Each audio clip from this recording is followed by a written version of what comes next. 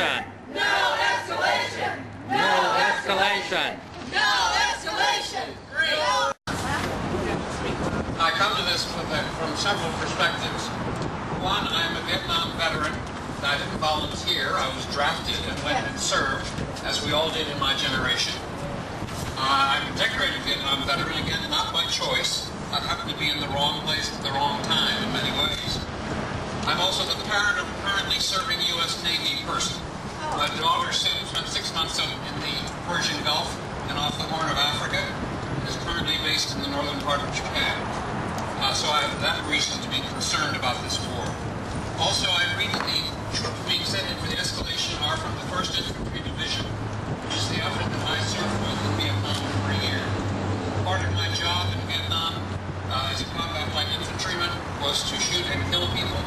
Part of it was also to identify the bodies of my colleagues, co-soldiers who had been killed. That was one of the duties I fulfilled. So I know about war. I know about death in war. I know about the futility of death in war.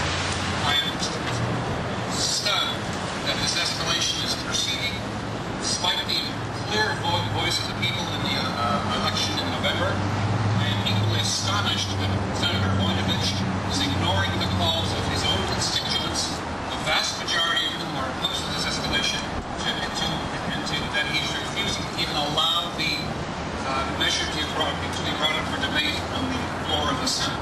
This is astonishing. It's arrogant, and it's ignoring the will of the people, and it must change. This escalation must not go forward. The debate must take place. This illegal war must be challenged. Thank you. There's also a letter.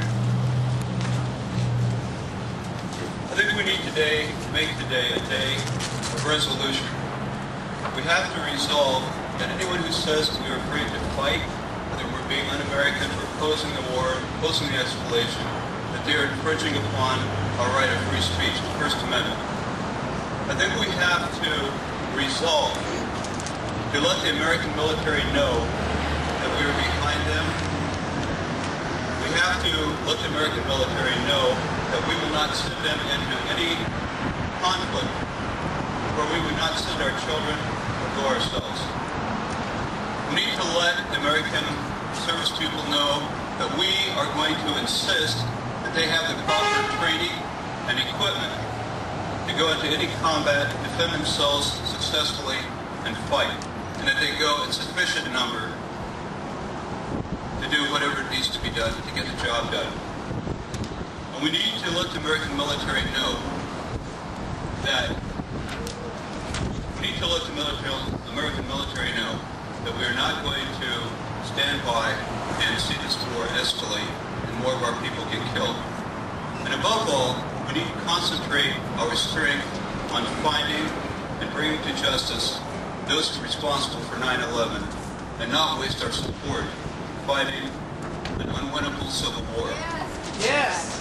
Hey!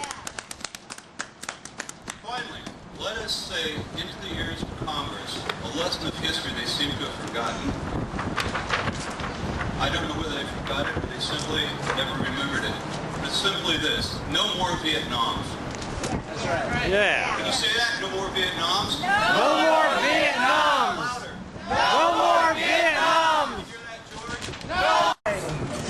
Next we'll hear from Kurt Bateman.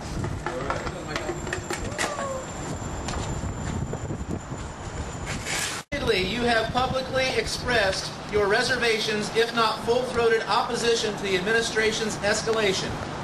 However, when it came time to vote, you proceed to legislation expressing opposition to war escalation. You acted in a partisan fashion and voted to the contrary. Yay! Charles. All right, so this is a letter from Teresa Dawson, who represents Military Families Speak Out, Central Ohio. She could not be here today because of a sick child, so I'm reading the letter on her behalf.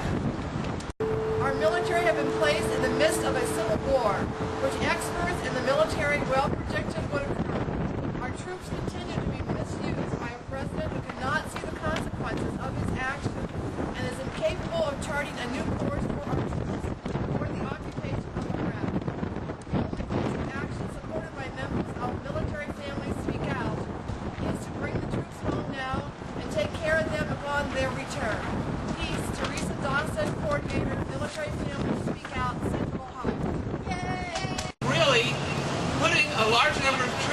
the mic. in Baghdad, and the problem is that they don't have the right equipment.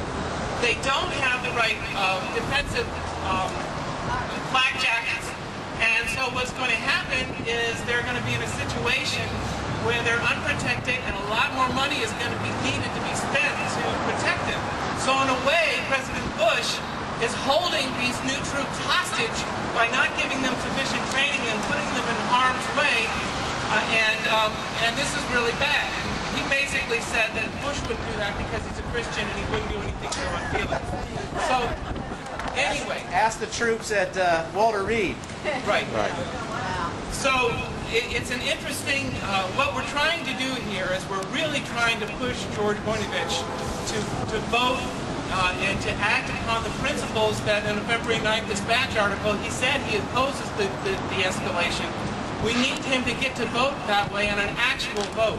Now he's promoting the Warner Amendment. And the Warner Amendment apparently has a, what I think of as a poison pill, because it basically says that Congress will not vote to defund the war, which is basically the only power that Congress has, is basically to hold the purse strings. And so... No escalation! No escalation! No escalation!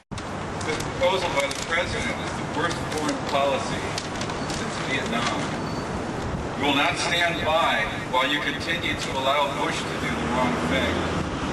Step up to the plate and represent the people that you are working for.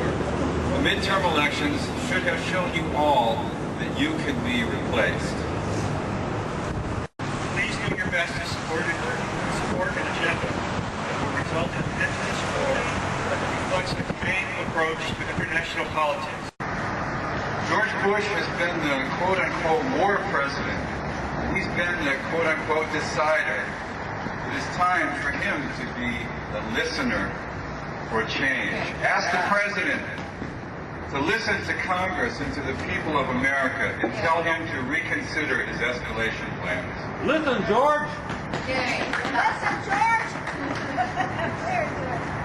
We believe that peacekeeping begins and ends with dialogue and not with war machines. Heed the words of peacemakers. From Martin Luther King, a nation that continues year after year to spend more money on military defense than on programs of social uplift is approaching spiritual death. We should be thinking about getting out of Iraq as opposed to sending more troops into Iraq, especially troops who have been called upon to serve tour after tour well beyond human endurance. From